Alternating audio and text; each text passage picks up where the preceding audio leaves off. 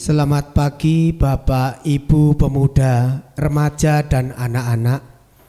Semua warga Gereja Kristen Jawa Karanganyar dan gereja-gereja lain. Mari kita persiapkan diri mengikuti ibadah daring dengan mengambil saat hening sejenak.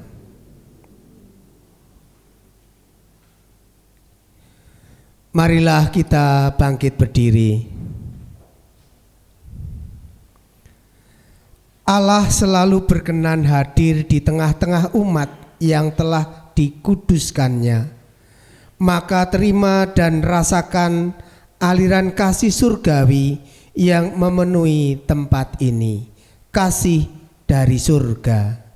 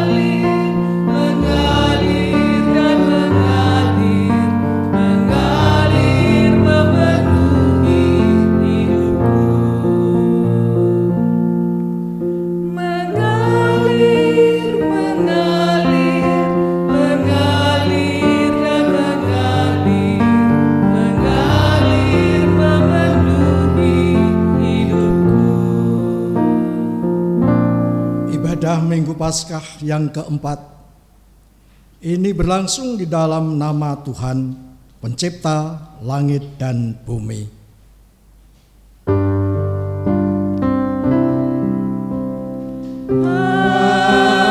Amin, amin, amin.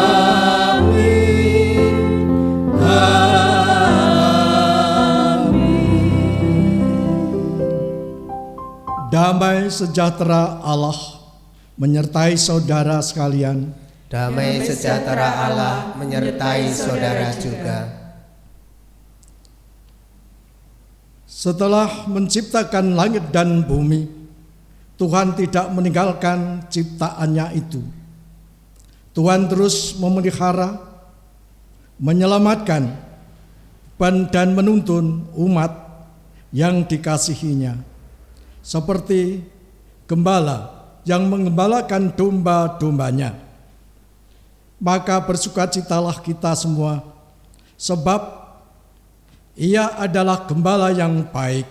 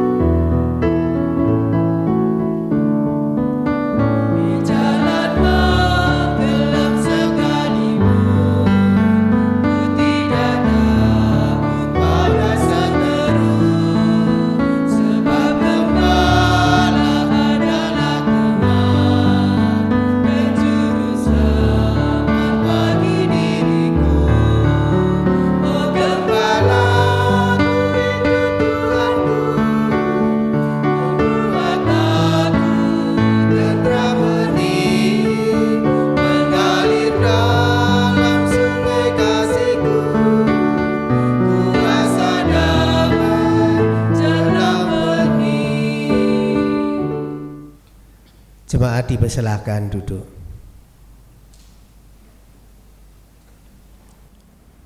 Allah Sang Gembala adalah penuh kasih setia dan rahmat. Tetapi kita domba-domba gembalanya penuh dengan kelemahan. Kita sering mendukakan hati Allah dengan ketidaksetiaan kita. Kita sering menjadi domba binal yang sesat. Hati kita selalu gundah sebab kehendak Allah tidak selaras dengan perbuatan kita. Maka marilah sekarang kita mengaku dosa dan memohon agar Sang Sumber Rahmat menyelaraskan hati kita.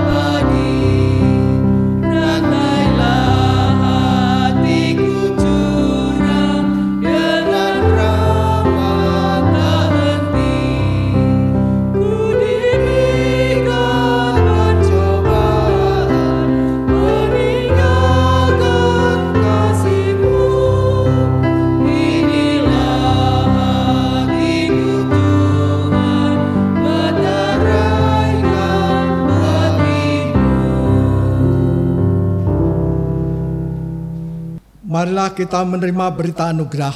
Jemaat dimohon untuk berdiri.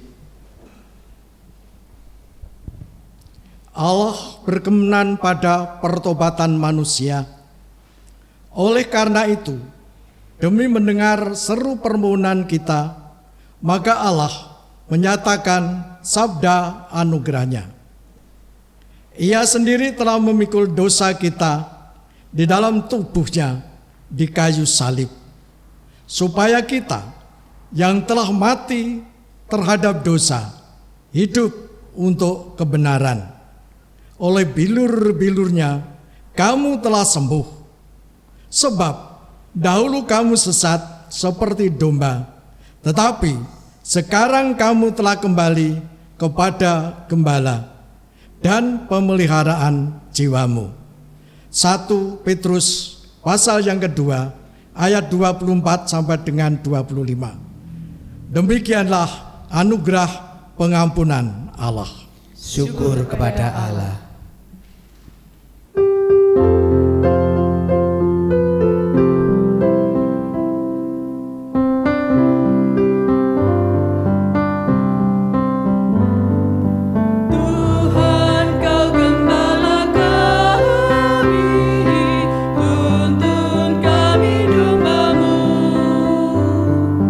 Berilah kami menikmati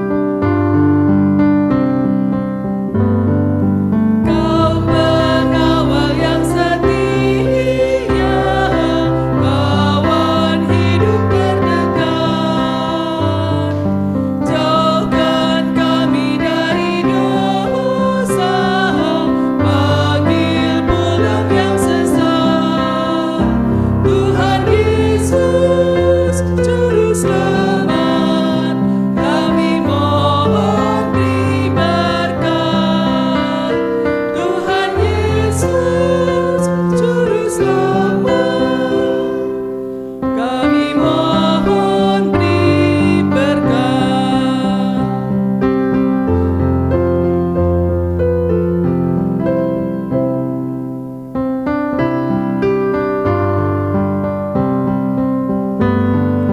Kehendak-Mu kami cari, ingin turut maksud-Mu. Tuhan isi hati kami dengan kasih-Mu penuh. Tuhan Yesus Juru Selamat, tak terhingga kasih-Mu. Tuhan Yesus Juru Selamat, tak terhingga kasih-Mu.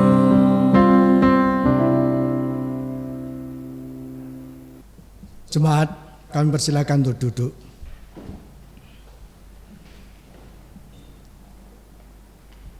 Mari kita bersama-sama menghadap di hadapan Tuhan dengan doa. Bapa Surgawi, sungguh Engkau kasih pada kami. Kami merasakan segala kasih sayang Tuhan pada kami.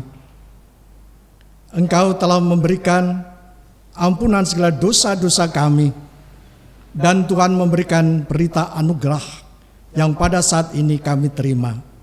Sungguh luar biasa. Karena kasih Tuhan, kami pada kesempatan ini, kami akan menerima firman-Mu.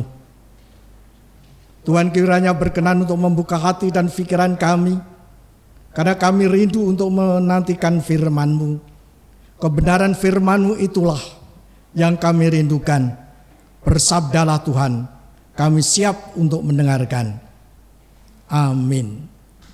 Pembacaan sabda diambil dari Yohanes 10 ayat pertama sampai dengan 10. Yohanes 10 ayat 1 sampai dengan 10.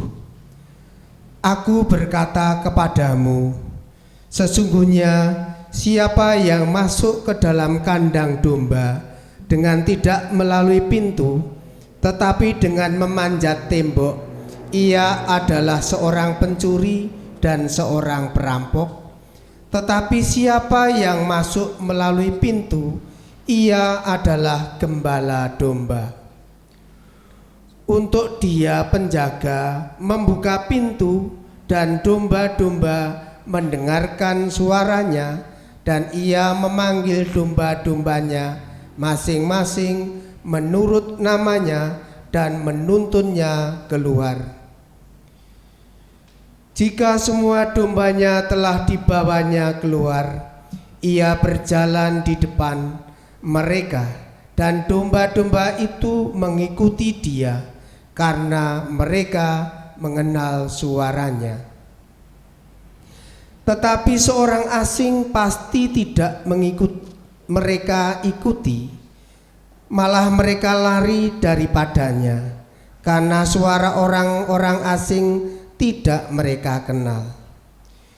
Itulah yang dikatakan Yesus dalam perumpamaan kepada mereka, tetapi mereka tidak mengerti apa maksudnya ia berkata demikian kepada mereka.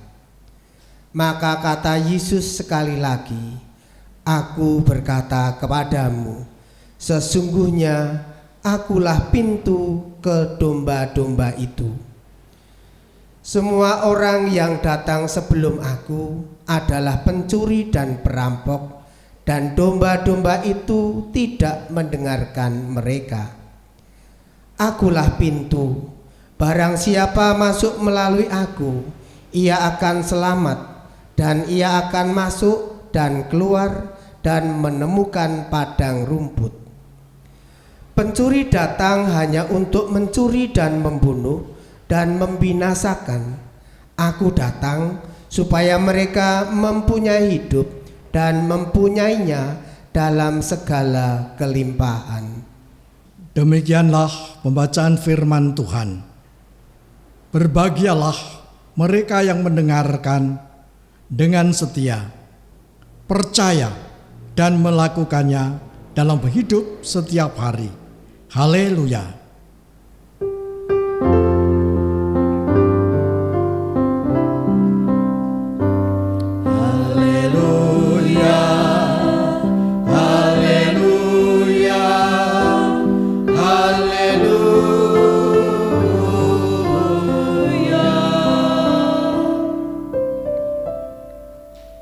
Ibu, bapak, saudara-saudara yang terkasih di dalam Tuhan Yesus Kristus. Bicara tentang gembala bagi masyarakat pedesaan tentu bukan hal yang asing.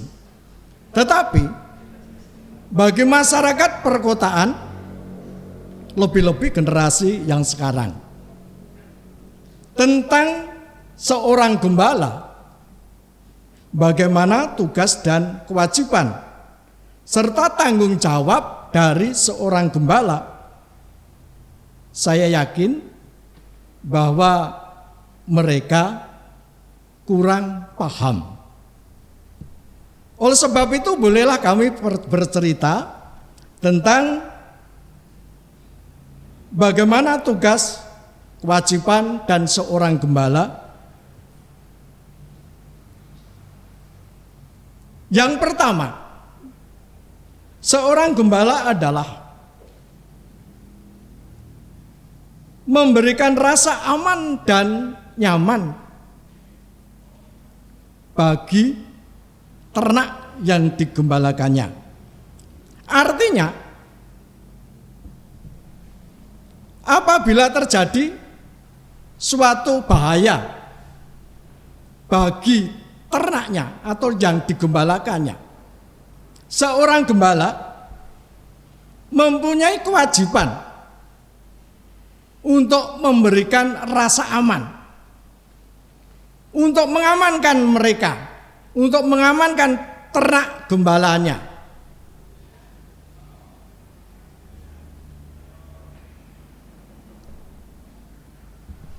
Untuk itu, seorang gembala pada zaman dulu tentu memperlengkapi dirinya dengan senjata. Suatu contoh, pada saat Daud menjadi gembala, menggembalakan domba yang sangat banyak, Daud mempunyai senjata yang disebut ketapel. Kalau orang Jawa mengatakan pelinteng, ketapel.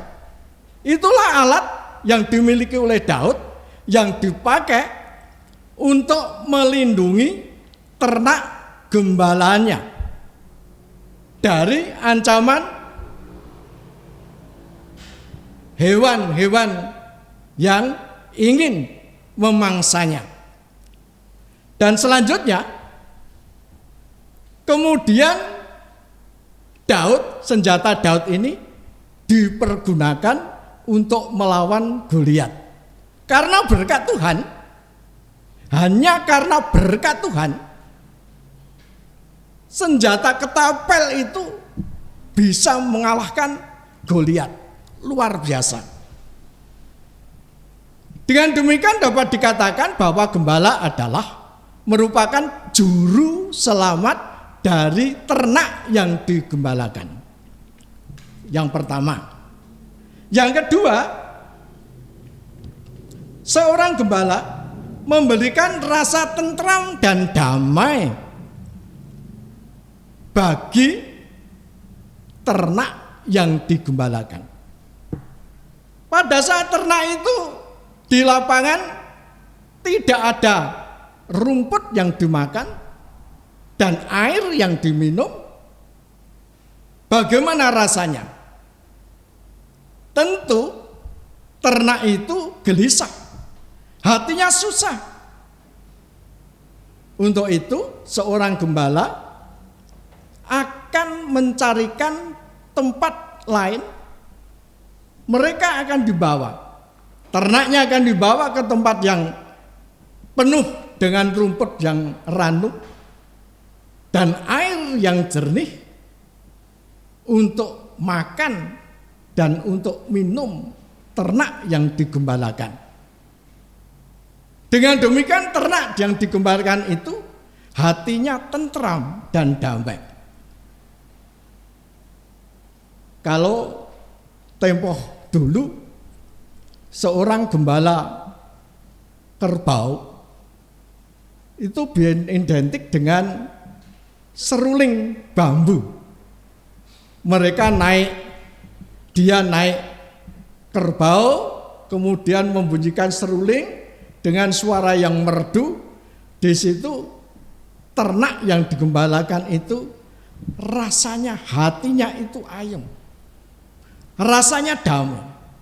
Dapat dikatakan bahwa si gembala itu adalah sang juru damai bagi ternak yang digembalakan. Bapak Ibu Saudara yang terkasih di dalam Tuhan Yesus Kristus, bacaan hari ini, Injil hari ini adalah Yohanes 10 pasal yang pertama pasal yang 10 ayat pertama sampai dengan 10. Di sana diceritakan bahwa Tuhan Yesus adalah gembala yang baik. Tuhan Yesus adalah gembala yang baik, yang memberikan rasa aman, rasa damai, yang memberikan keselamatan, dan yang menghibur bagi mereka yang mengikut Tuhan Yesus Kristus, termasuk saya dan saudara. Akan tetapi, bolehlah kita menggambarkan bahwa sebenarnya hati Tuhan itu juga mempunyai hati yang gundah, hati yang susah, hati yang khawatir. Kenapa demikian? Karena di dalam ayat ini digambarkan bahwa bahwa ada orang pencuri yang naik tembok dan masuk ke dalam kandang, kemudian menyusup bersama-sama dengan domba. Nah, yang menjadi pertanyaan, siapakah yang menusup di kandang domba itu? Dikatakan adalah pencuri.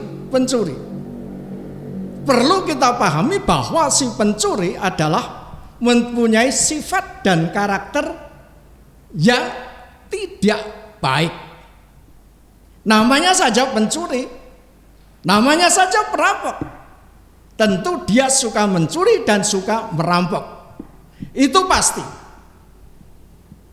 Pekerjaan mereka akan mempengaruhi domba-domba yang ada di kandang, dan juga mungkin mereka akan membawa keluar dari kandang, dan mungkin juga akan membunuh domba-domba yang ada di kandang. Ingat, pada saat itu orang-orang Farisi, orang-orang pimpinan agama itu ingin menangkap Tuhan Yesus dan melempar Tuhan Yesus. Itu ancaman-ancaman pada saat itu. Tapi sekarang orang-orang yang demikian, yang ingin mengancam domba yang ada di kandang, sampai sekarang pasti masih ada. Hanya bentuknya saja fisiknya saja berbeda. Ibu bapak yang dikasihi Tuhan Yesus Kristus, itu adalah gambaran yang pertama. Gambaran yang kedua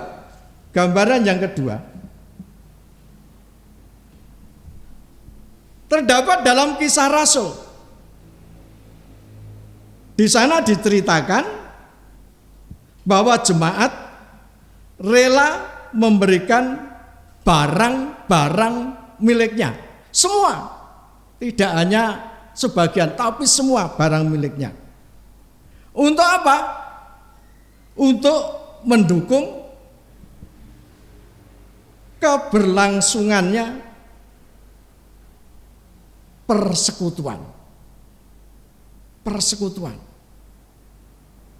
Sekarang kita bayangkan, apakah ada orang zaman sekarang itu menjual harta miliknya, kemudian semua uang yang diperoleh diserahkan untuk gereja, diserahkan untuk jemaat? Apa sekarang ada? Kalau kita boleh mengingat-ingat sepanjang hidup kami sampai sekarang, kami belum pernah melihatnya dan belum pernah mengetahuinya.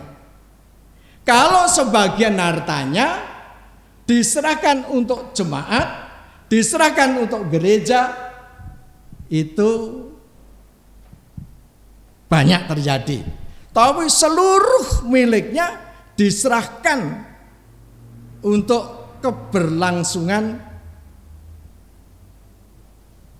persekutuan, seperti yang diceritakan, yang dicatat di dalam Kisah Para Rasul. Kenapa sekarang tidak terjadi? Karena hati orang sekarang itu dihinggapi rasa materialistis dan egoisme yang tinggi. Arep mau berpersembahan, seluruhnya tentu tidak rela. Karena ini hati egonya dan materialismenya itu masih ada. Itulah yang terjadi pada saat ini, dan perbedaan pada waktu para rasul dengan saat sekarang ini. Praktek harian di luar sana, namanya pembagian warisan saja cakar-cakaran, rebutan menang, apalagi menyerahkan segala harta miliknya untuk orang lain atau untuk lembaga atau untuk komunitas, lebih-lebih untuk gereja. Hal itu tidak mungkin terjadi pada saat sekarang. Kemudian gambaran yang ketiga yaitu dalam bacaan Petrus itu, 1 Petrus, yaitu tentang menanggung penderitaan.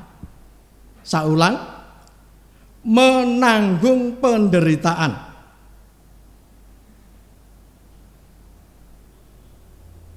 Wajar kalau ada orang yang mempunyai gagasan, yang mempunyai pendapat bahwa hukum alam itu terjadi, yaitu orang yang berbuat baik tentu akan mendapatkan berkat. Orang yang berbuat jahat tentu akan mendapatkan kecelakaan. Itu adalah hukum alam. Tetapi bagaimana kalau terjadi sekarang di diri kita suatu misal, kita sudah berbuat baik, tetapi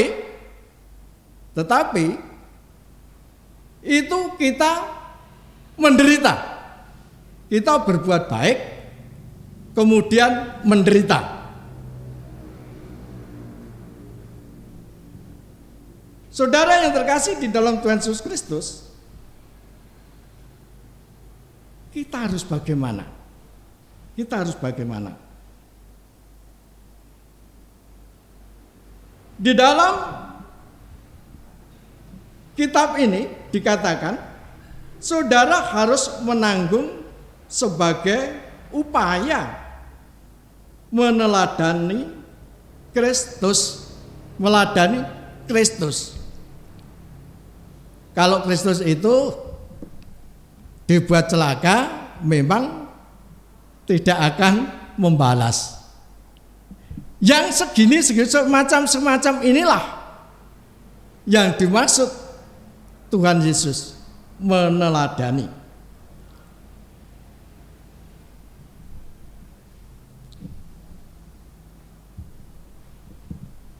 Tampaknya hal yang demikian itu memang sangat susah untuk kita kerjakan. Amat susah untuk kita lakukan. Orang tidak mungkin akan suka kalau menderita. Nah, untuk itu bagaimana supaya kita itu bisa meneladani Tuhan Yesus Kristus? Memang hal itu sangat susah dan tidak mudah. Tetapi hal itu adalah merupakan suatu perintah dari Tuhan Yesus Kristus untuk meneladani.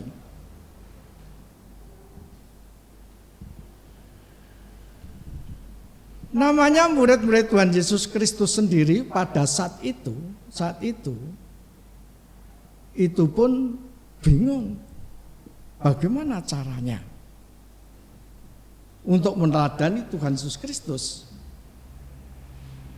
Kalau kita itu dibikin menderita, kemudian kita harus sukacita. Kalau kita sudah berbuat baik, kemudian kita tidak akan untung, tidak akan hidup bahagia. Sebenarnya kuncinya itu ada dalam 1 Petrus ayat pasal yang kedua, ayat yang ke-21. Jawabnya adalah, sebab itulah kamu dipanggil karena Kristus pun telah menderita untuk kamu dan telah meninggalkan teladan bagimu supaya kamu mengikuti jejaknya. Perintah Tuhan Yesus ini sangat jelas sekali. Saya ulang, sebab itulah kamu dipanggil karena Kristus pun telah menderita untuk kamu dan kamu, saya ulang, sebab telah kamu, saya ulang, adalah jawab itu demikian. Sebab itulah kamu dipanggil karena Kristus pun telah menderita untuk kamu dan telah meninggalkan teladan. Saya ulang, meninggalkan teladan untuk kamu supaya kamu mengikuti jejaknya. Kalau Yesus menderita untuk kita dipanggil untuk menderita bagi orang lain. Sang Bapa telah mengutus aku, sekarang aku mengutus kamu. Aku memaafkan kamu dan kamu memaafkan orang lain. Aku memberi makan kamu, kamu memberi makan orang lain. Aku menyembuhkan kamu, kamu menyembuhkan orang lain.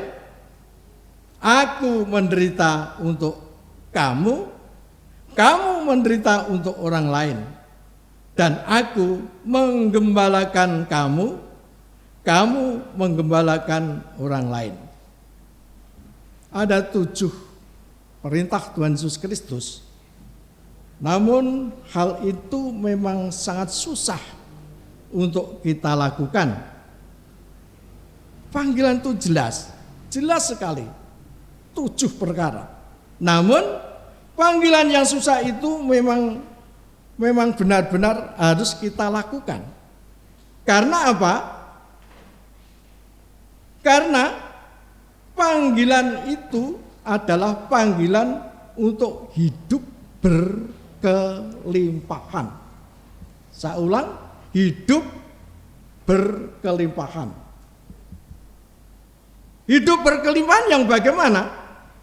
Yang pertama, hidup yang berkelimpahan dengan peduli dan merawat orang lain. Peduli dan merawat orang lain. Yang kedua, kehidupan yang kaya dengan rasa keprihatinan terhadap mereka yang menderita dan mau menderita untuk yang menderita. Pada akhirnya perlu kita catat di dalam hati kita, ada 3 hal yang perlu kita lakukan, yaitu yang pertama, kita dipanggil Tuhan Yesus Kristus untuk mempertahankan iman kita dari ancaman pencuri dan perampok yang akan membawa iman kita ke arah yang tidak baik.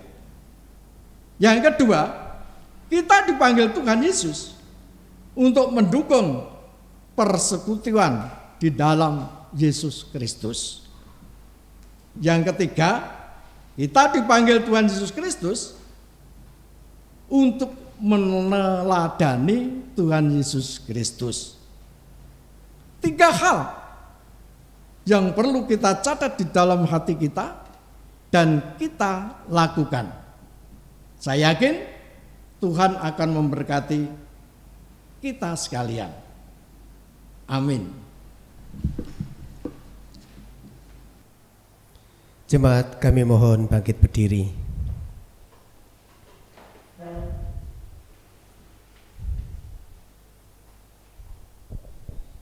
Dengan meletakkan tangan kanan kita di dada kiri, marilah kita memperbarui pengakuan iman rasuli dengan mengucapkan pengakuan iman rasuli bersama-sama. Aku percaya kepada Allah Bapa yang Maha Kuasa, kali langit dan bumi, dan kepada Yesus Kristus, anaknya yang tunggal Tuhan kita, yang dikandung daripada Roh Kudus, lahir dari anak darah Maria, yang menderita di bawah pemerintahan Pontius Pilatus, disalibkan, mati dan dikuburkan, turun ke dalam kerajaan maut. Pada hari yang ketiga, bangkit pula dari antara orang mati, naik ke surga, duduk di sebelah kanan Allah Bapa yang Maha Kuasa, dan akan datang dari sana untuk menghakimi orang yang hidup dan mati. Aku percaya pada Roh Kudus, gereja yang kudus dan am, persekutuan orang kudus, pengampunan dosa, kebangkitan daging, dan hidup yang kekal. Jemaat dipersilahkan duduk kembali. Mari kita menghadap di hadapan Tuhan dengan doa syafaat.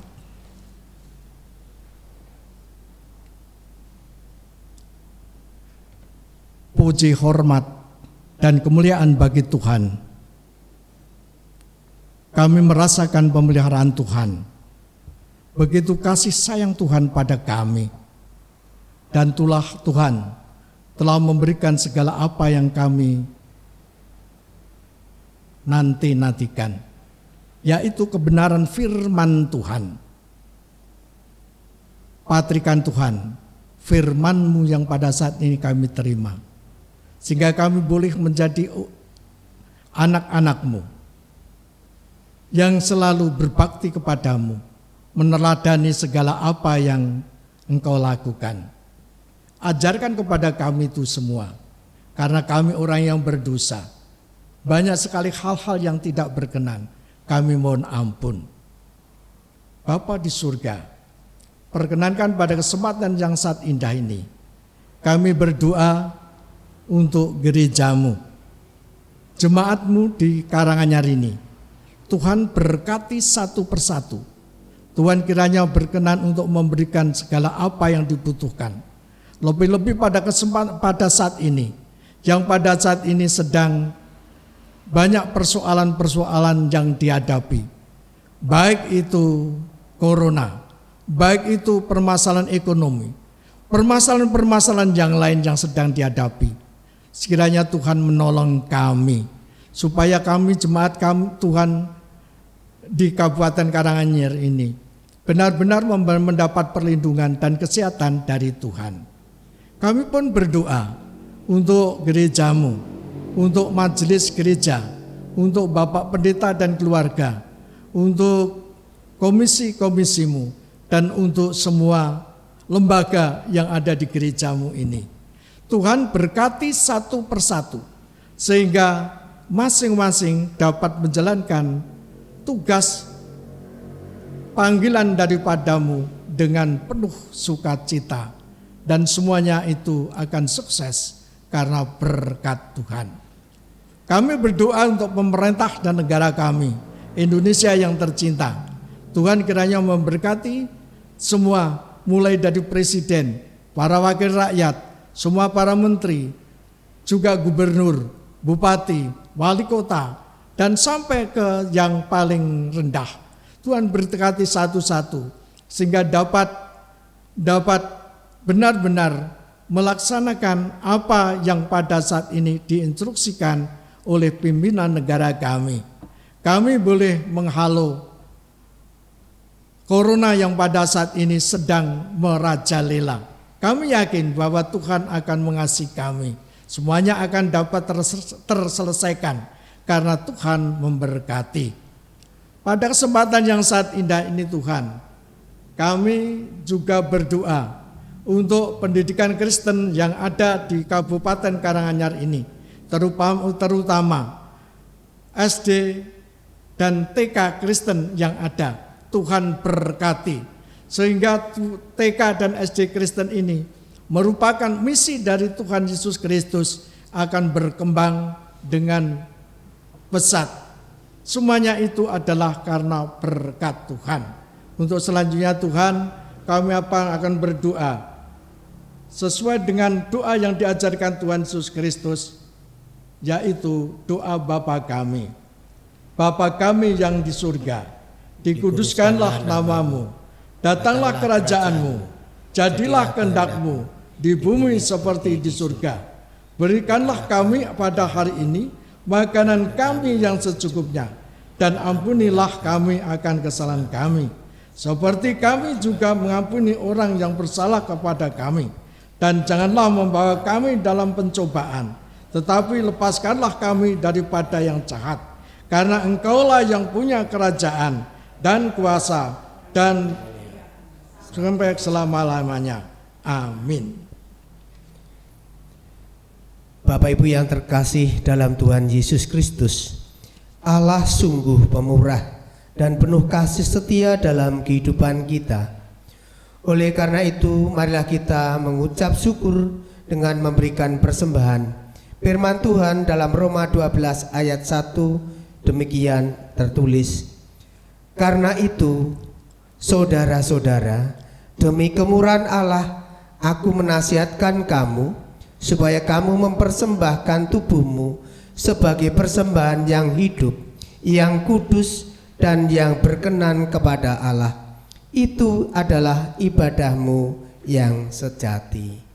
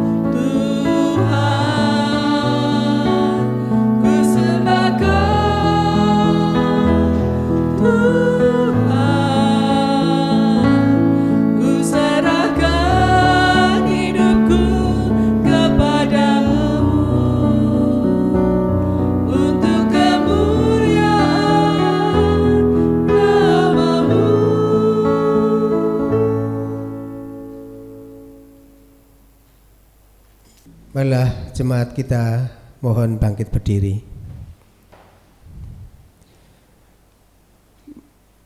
Marilah kita haturkan persembahan ini di dalam doa kami hantarkan.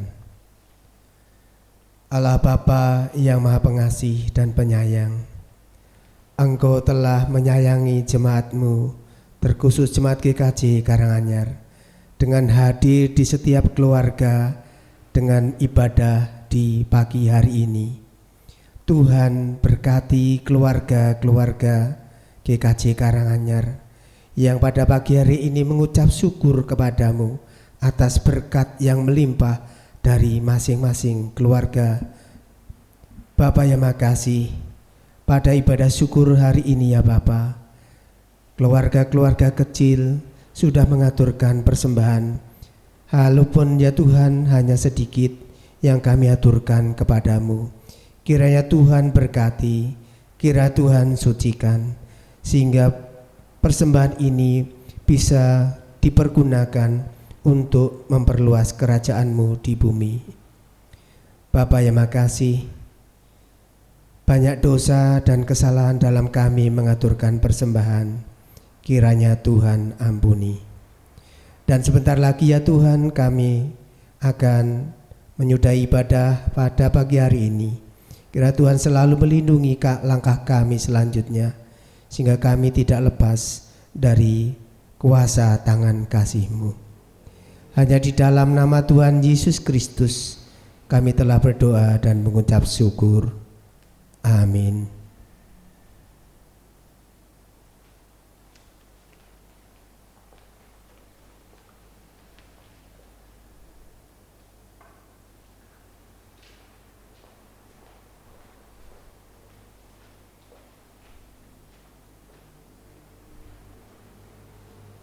Jemaat kekasih Tuhan, marilah kita mempersaksikan Allah dalam karya nyata dengan menunjukkan kepada dunia bahwa Allah Sang Gembala Agung selalu memelihara, menyelamatkan, dan menuntun hidup kita.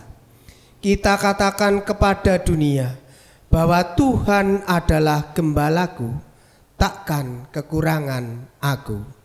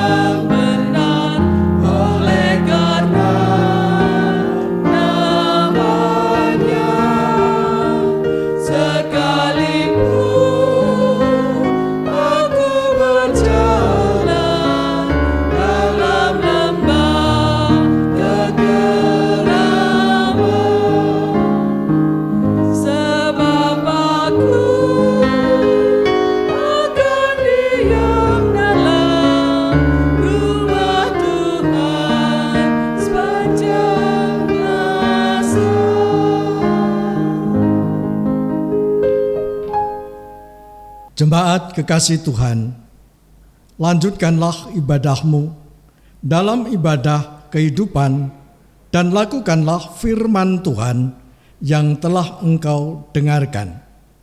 Terimalah berkat-Nya. Anugerah dan damai sejahtera dari Allah Bapa, Putra, dan Roh Kudus menyertai saudara sekalian seperti pada semula, sekarang ini, hingga selama-lamanya.